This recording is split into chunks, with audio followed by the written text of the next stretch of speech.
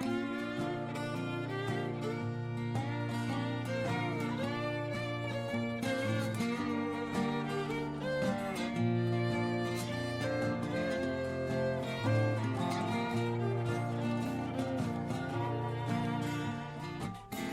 little light of mine, I'm gonna let it shine. Yeah, this little light of mine, I'm gonna let it shine. This little light of mine, I'm gonna let it shine. Let it shine, let it shine. Let it shine. I won't let anybody blow it out. No, I'm gonna let it shine. Yeah, I won't let anybody blow it out. I'm gonna let it shine. I won't let anybody blow it out. Oh, I'm gonna let it shine.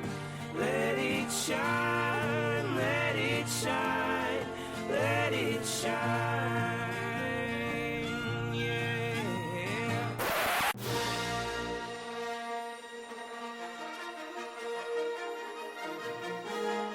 The Moonshine Awakens.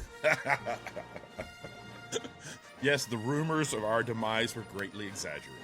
If there is anything that can bring Mark and I out of the social media ether and into the podcast world, my goodness, it is Star Wars.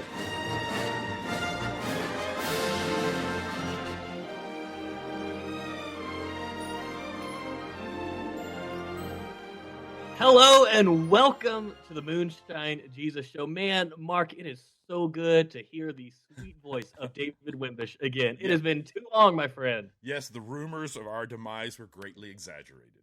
The Moonshine Awakens. We are back after a too long hiatus. No, a well-deserved hiatus. A well-deserved hiatus. I like to tell people, hey, we've been producing 2 podcasts for over a year. We needed a little break. We needed to breathe. Yeah. For a variety of reasons, we took a short break, but we are so happy to be back. Yes. So happy that you're listening and tuning in. And if there is anything that can bring Mark and I out of the social media ether and into the podcast world, my goodness, it is Star Wars. Right, Mark? Oh, you better believe it. Today, we're recording this on the day of the release of The Force Awakens. And we should say there will be no spoilers in this. None whatsoever. This is a spoiler-free podcast. It is all about the old one, so don't technically, it's not a spoiler-free podcast if you haven't watched the original 6. Well, if you haven't watched the original 6, you're not going to enjoy this podcast. You're going to be, what are they talking about? Yeah, exactly. I actually preached a sermon that wove together Star Wars and Yoda this past Sunday. So, I'm a little obsessed. Yeah, I might be as well. I have tickets to the very first showing in the town today. You've seen I have my Star Wars X Fighter shirt on. I'm ready to go, man. I'm excited about this stuff. I have not gotten my tickets yet. I have procrastinated on it, so. Yeah. I am desperately going to search this afternoon for tickets sometime today. And I am that geek. I am that nerd who. Well, do you see what I have here, David? You have the actual BB-8 remote control. Yeah. Oh man, isn't that awesome? I may have put that on my children's Christmas list because I wanted it. It's a lot of fun and it's fantastic. I enjoy it. But I'm a big enough nerd that I will probably before the weekend's over have seen this thing 3 times at least. So you're like dipping in the retirement fund, basically. Yeah, that's what's going to happen. I don't have any choice. There is something larger than me it's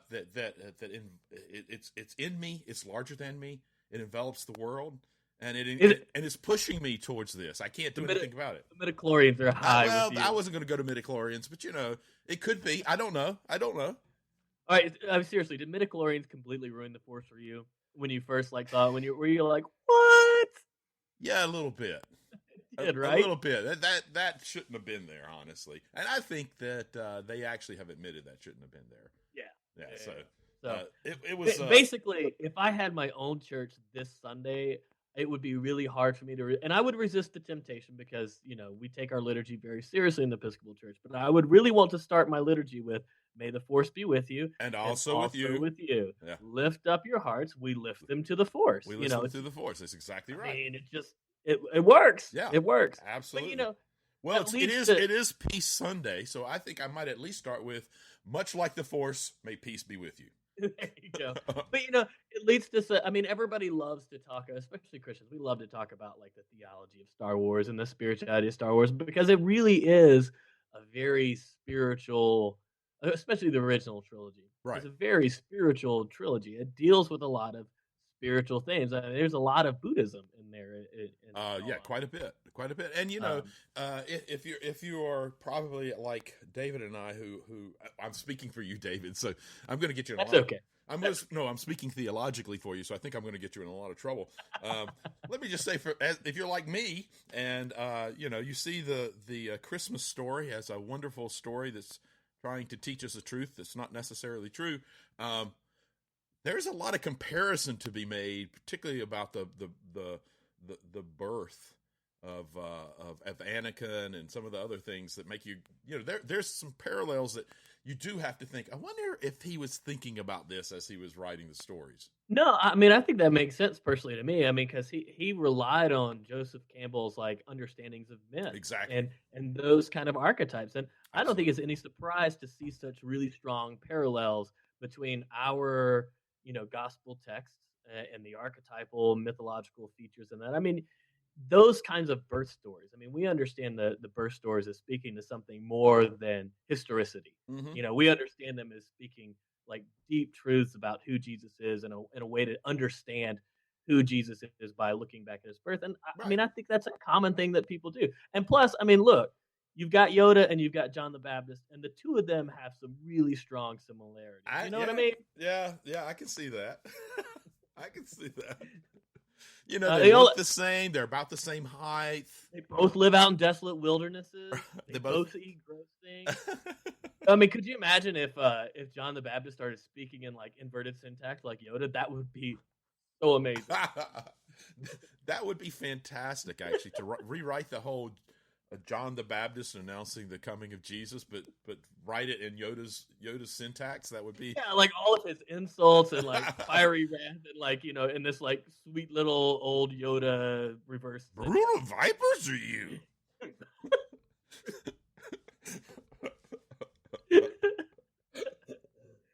Oh man. Okay, so there are a lot of similarities. Are there other ones that you want to hit? I mean, one of the things that struck me as a kid was, of course, the redemption of Darth Vader. The redemption of Darth Vader at the end, and Luke Skywalker's like disarming and choosing a way of. Oh, was that impersonal? Was that intention? Disarming. I'm sorry. Oh man, yeah. But like those are two really strong things that I always resonate with. Now I know there's a lot of debate about whether or not Luke goes over to the dark side, but I find it really powerful that he chooses to disarm at the end. He chooses to throw down his weapon, which is a pretty powerful moment for me because it speaks about nonviolence. It speaks about choosing a different path.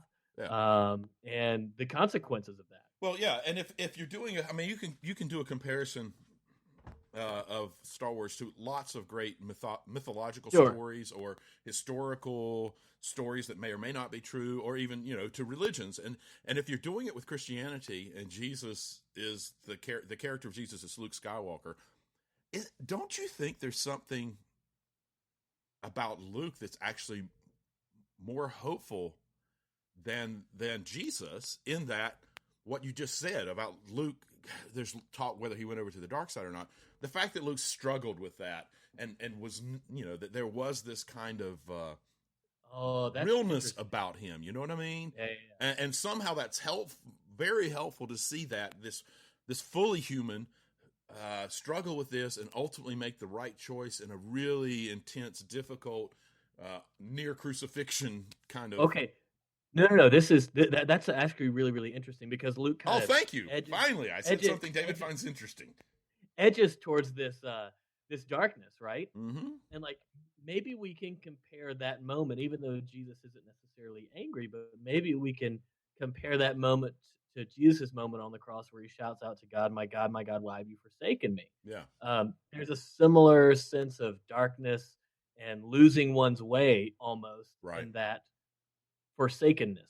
I don't know. That I think that's fascinating though, but I think you make a good point that in a lot of ways we can identify with Luke more because we have all this fear and Right. anger and anxiety and we have that gut reaction to want to, take up our lightsabers, our guns or whatever and Hmm. protect ourselves. And I mean that ties into a lot of the stuff that's going on. In the end, Luke chooses to throw down his lightsabers. Right. And he would rather die. He chooses to accept his death rather than go over to the dark side permanently. Now, of course, if rumors are true or whatever in Star Wars Force Awakens, and Luke winds up being a Sith Lord, then we're going to have to completely go back and recant all this. But Right. I don't think that's going to happen. I don't either. It is curious that we don't see a whole lot of Luke in any of the stuff going on right now. But it's brilliant, J.J. Abrams. It's marketing. perfect. Yeah, it's what you should expect from JJ. Here's my theory. Luke Skywalker figures out a way to travel back in time, becomes his own father, so then he has to reveal I am your father, Darth Vader. Never mind, sorry. It's a bad theory. Luke, I am your father, and I'm you, and I'm do not cross the timelines. Okay, so those are some similarities. Are there any moments of tension for you where something in the Star Wars philosophy or theology Mm-hmm. kind of you feel tension or fracture with the way you understand God and your own spirituality? Because I do have one. Well, start with yours and give me some time to think about it, because that's an intriguing question. Okay, so one of my things that I've always been bothered with is, not always, but recently I've been bothered with, is the way the Star Wars franchises demonizes our experiences of fear and anger as fundamentally unhealthy. I mean, Right. because Yoda talks about fear leading to anger and anger leading to the dark side and leading to suffering and that never coming, and you're not able to come back from that. And so that's kind of shot through the original trilogy and even the prequels. And to me, I feel like fear and anger are natural parts of life. It's not a question of them being bad, but I don't necessarily think they have to lead to evil. I think they can lead to Yeah, but evil. I mean, Yoda was really not talking about shutting all fear out. He was basically saying, don't allow fear to be the place from which you originate your emotions and your actions and the way you respond to the world. That's what he was warning against. I mean, I get that, and I understand that, but I feel like Yoda had this almost fear of fear. Like you weren't supposed to. I mean, you had to acknowledge your fear to conquer it, but he was so scared. It seemed of fear, and I don't know. It just bothers me the way fear and anger are demonized because honestly, we experience anger, and anger is actually a really good indication when we experience injustice. Now we can use that anger for responding to other people in ways that wound them. Yeah. But we can also use that anger as a signal for injustice. And I think we just had different experiences of what we heard, because what Yeah. I heard was, are you familiar with Neil Donald Walsh, the writer of Conversations with God? Neil Donald Walsh. Is a guy who believed that he had conversations with God on a yellow, legal pad. But it's a fascinating book, and there's so many things in it that you read and they resonate as true with you.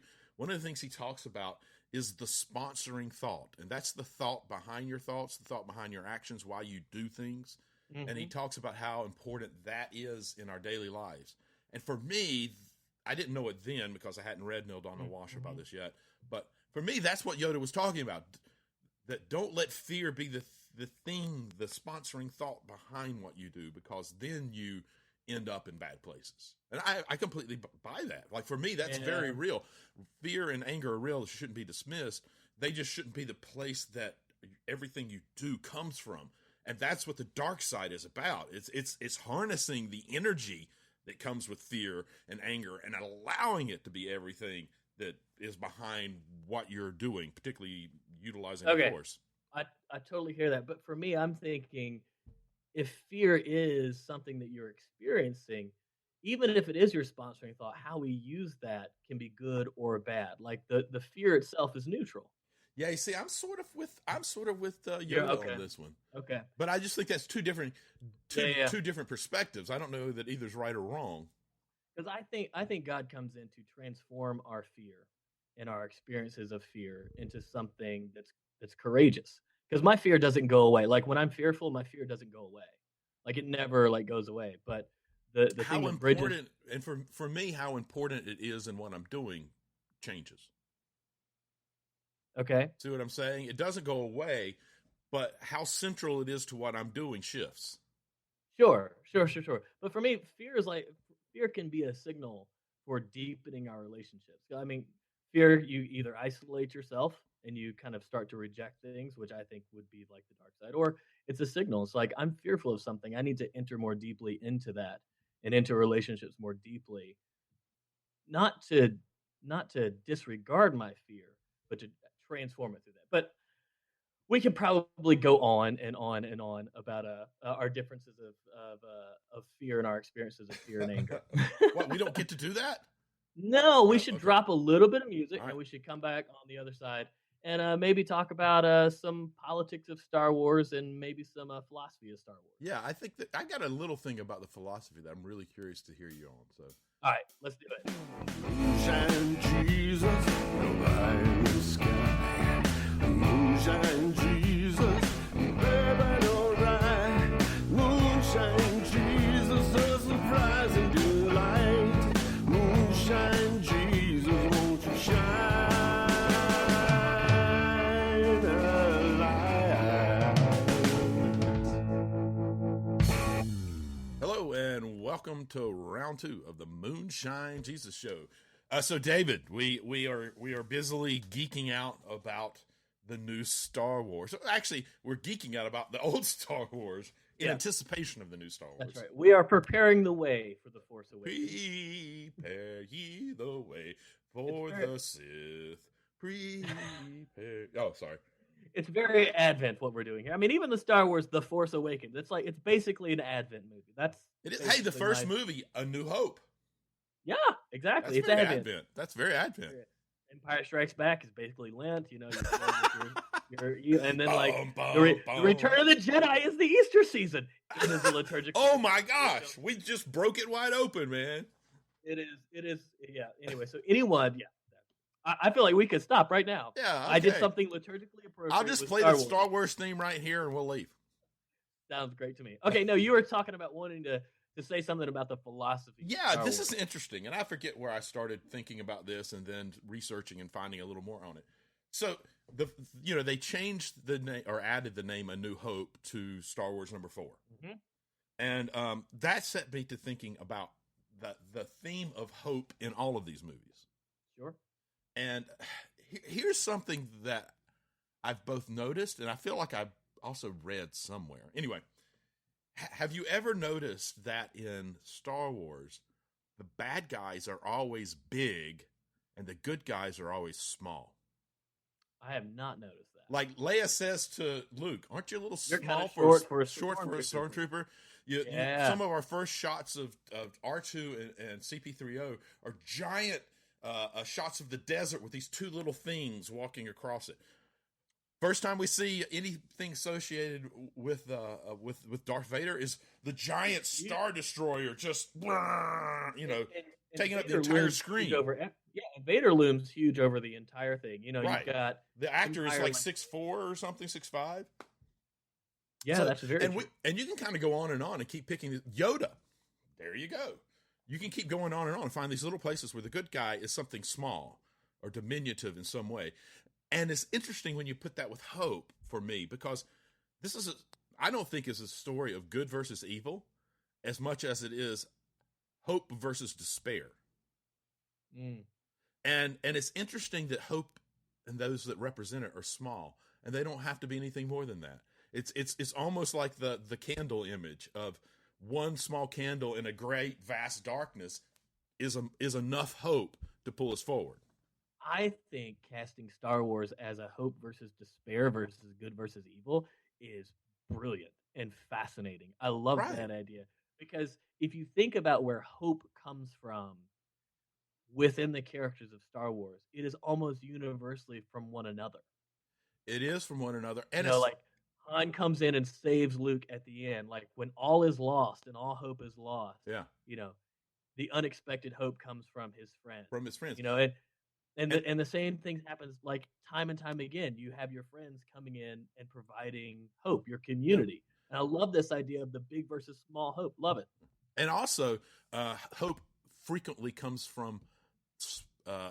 This is also its own version of small or insignificant, unexpected places. A farm boy, Right. a smuggler, a little tiny guy with giant ears. That there's no way that this is the great Jedi warrior. You know, with the exception of Leia, who was a princess and had kind of Right. a lot of the bigger advantages in life. We do see hope also, like you said, coming from community, but particularly from a community of, let's call them misfits. Yeah, absolutely. Absolutely. No, one of the things that I found really interesting in some of the dialogue is the number of people who have begun to defend the Empire.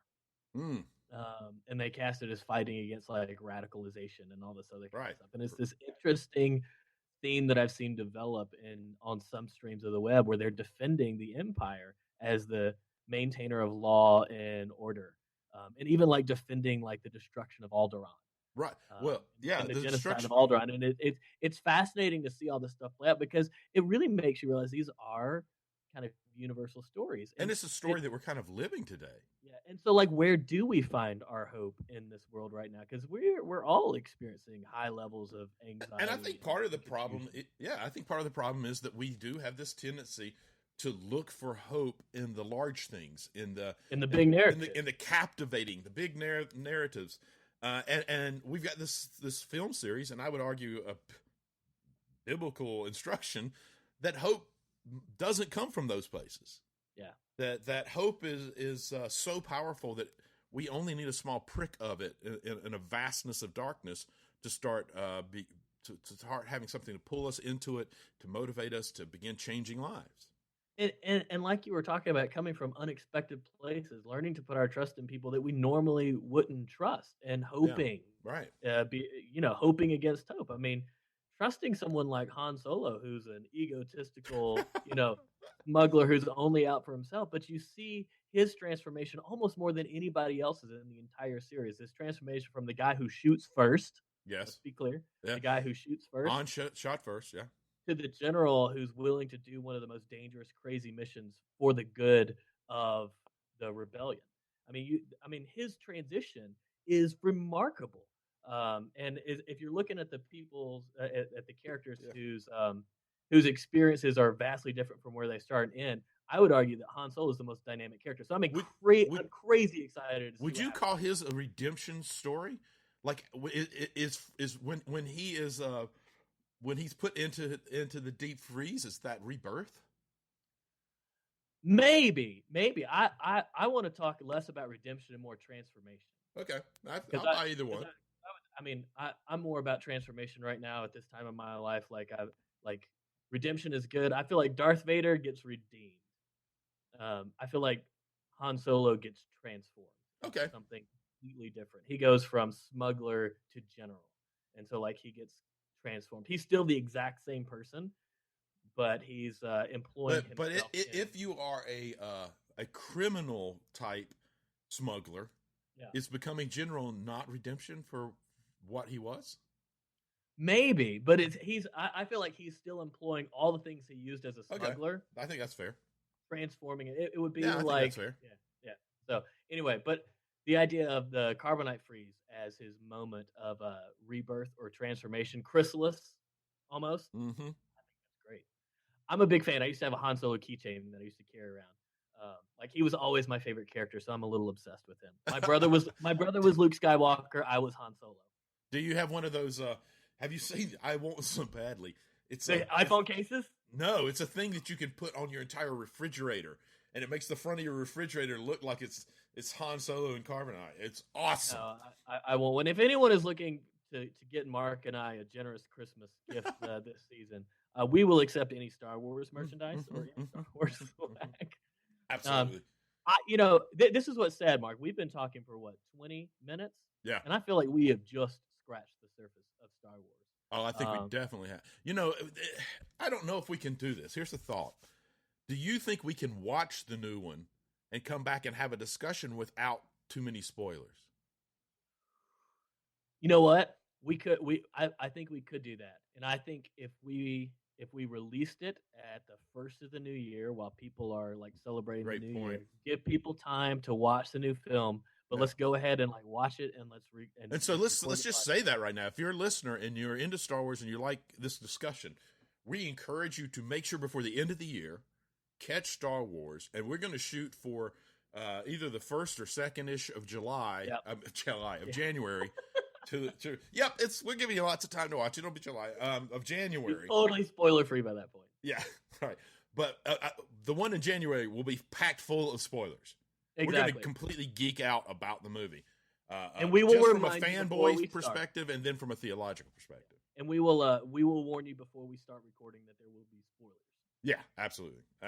Sounds good. I tell you what, since we're going to do that, let's just go ahead and wrap up this segment, and let's come back maybe with a fun Star Wars hashtag game.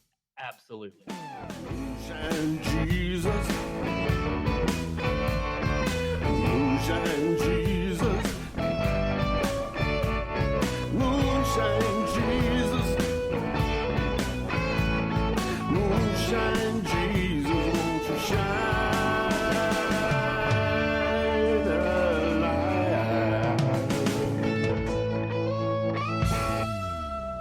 Hello and welcome back to round 3 of the Moonshine Jesus Show. This is our most fun segment, although all of our segments are fun and enjoyable. We hope you realize that on our long-awaited return. Come thou long-expected Moonshine Jesus. Anyways, well played already. Yeah. I think you're pushing us towards a hashtag game here. That's right. So we want to do some kind of hashtag game related to Star Wars, right, Mark? Absolutely. I think it's only appropriate, and it will be a great amount of fun. And just as you seasonally appropriated something for the show, maybe we should seasonally appropriate for Star Wars, because it's a wonderful match right now. Star Wars Christmas carols, baby. Absolutely. Hashtag Star Wars Christmas Carol. Is it singular or plural? Star Wars Christmas Carol. Ooh, that's a good question. I think we should be very specific about it. Star Wars Christmas carols. I think plural. So that way everybody knows they can do more than one. Yes, absolutely. Star Wars Christmas carol. So you could be like away in a moisture farm. Because, anyway. How about little town of Tatooine? Deck garbage compactor 3263827. Come thou long expected Skywalker. I mean, so like, you can rewrite lyrics, famous lyrics, or the actual title, whatever you want to do. But That's just brilliant. Go and have fun with it. I truly believe that if everybody plays and participates, we could really make this thing. Oh, this could go big. I really love could. this idea, and it's too much fun. So let's do Star Wars Christmas carols, plural. And tag us at Moonshine Jesus so we know to retweet you. And tag me and David if you need to. If we're not paying appropriate attention, as we sometimes do. Well, and I just started a new full-time position, so I might need a little extra kick in the pants to pay attention. That's right. Okay, so you guys go have fun. You guys are way more creative than we are.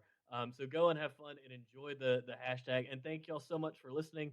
We are so happy to be back. Look for our new show coming out at the first of the year. And with that, Mark, I think it's time to do what we've all been waiting for. Little Freddie Fry.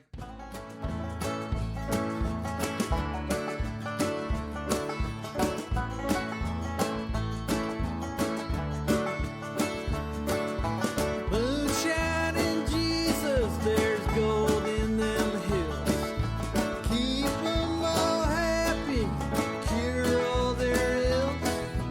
Moonshine and Jesus, grapes on the vine. Moonshine and Jesus,